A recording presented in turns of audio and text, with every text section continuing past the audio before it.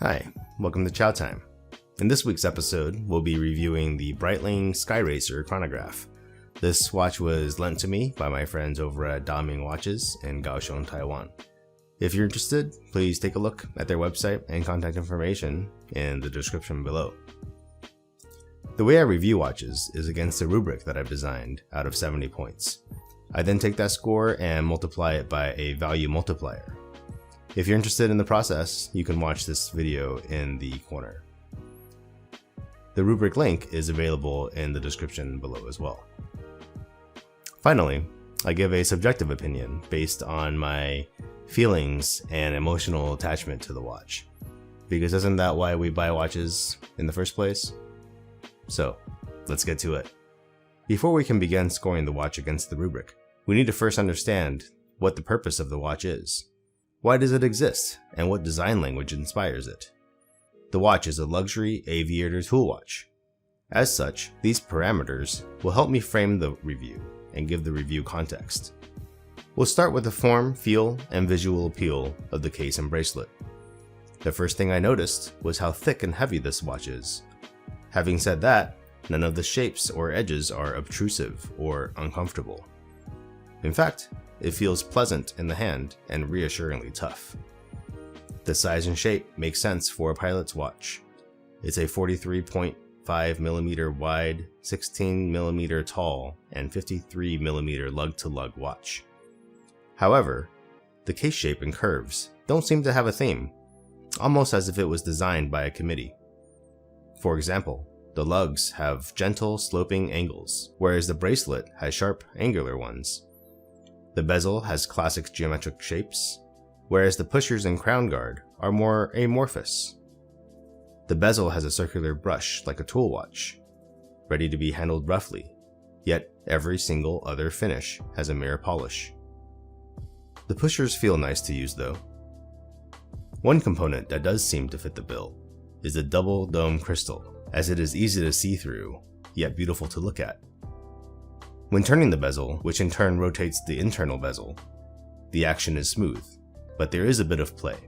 The link and clasp are all nice looking enough, but again, do not seem to fit the purpose. 6 out of 10. As for the watch's functional score, let's start with the bracelet and work our way back to the case. The clasp is a mix of milled parts, which fit the luxury tool identity of the watch. But true to the identity crisis of the form of the watch, the function suffers as well, with the clasp closure feeling anemic and insecure. The 4 micro-adjust holes are nice enough, and the bracelet has a decent amount of flex that feels intentional, adding comfort to the unique style. The entire exterior of the watch is made from stainless steel, likely 316L. The polished surfaces don't detract from the functionality of the case and bracelet, but don't really add anything either. It certainly won't hide any scratches from use. Moving on to the dial. I don't want to spoil the score, but the dial really is the star of the show here.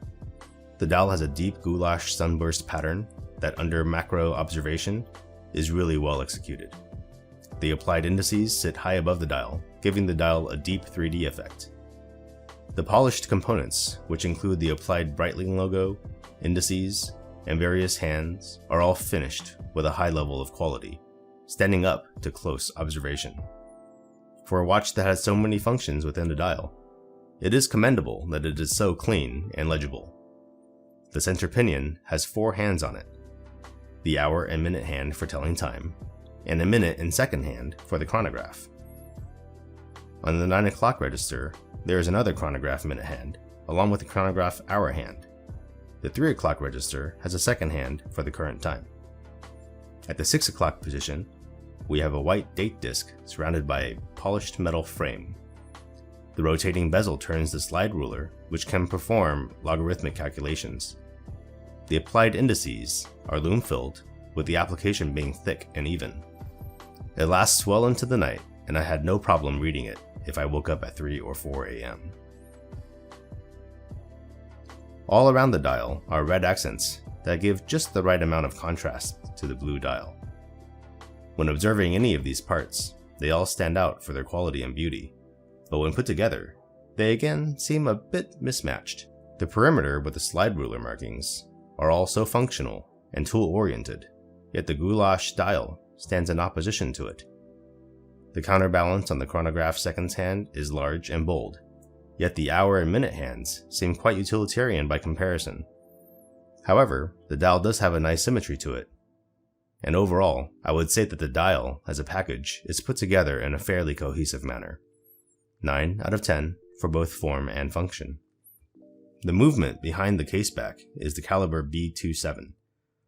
I'm not going to open the scalped caseback here, but I understand it's an ETA 2892 with a Dubois de Pras chronograph module. The movement is finished well and is COSC certified. It beats at 28,800 vibrations per minute and has a power reserve of 42 hours. These movements are well known by watchmakers and can be easily serviced. The module adds a bit of complication during the service, but these are things you should be planning for when you buy a mechanical wristwatch. 9 out of 10 for form, 6 out of 10 for function.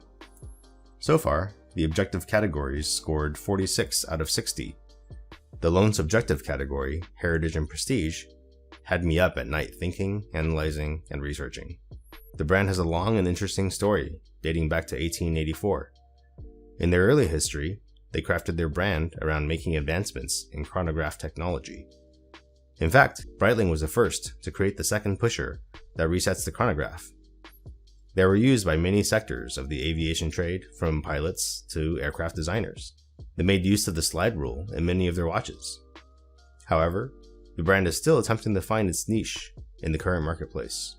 They are a well-established brand among watch enthusiasts, but are not well known by the general public. After much thought and deliberation, I award the brand with a 6.5 out of 10, giving the watch a total score of 52 out of 70. This watch was discontinued in 2012 after being in production for around 5 years. The current secondhand market seems to be hovering around $3,000 to $4,500 USD, and $3,500 is the value I will use to calculate the value multiplier, which comes to 1.037. This gives the watch a value score of 54.4425. That brings me to my personal opinion of this watch. To me, the design team seemed to be pulled in a variety of directions and could not settle on the identity of the watch. It seemed to go too far toward the luxury aesthetic while trying to hang on to its history. Who is this watch for? Is it for a CEO of an airliner? Or a young aspiring pilot? Or for an investment banker that is just a fan of busy, complicated dials? For me, if I was going to buy a Breitling that has this kind of form and functionality, I would probably have to go with the classic Navi timer. Well, that wraps it up. Do you agree with the scoring? Is there anything that you would change about the rubric? Let me know in the comments. Thanks for sticking around to the end. Bye, y'all.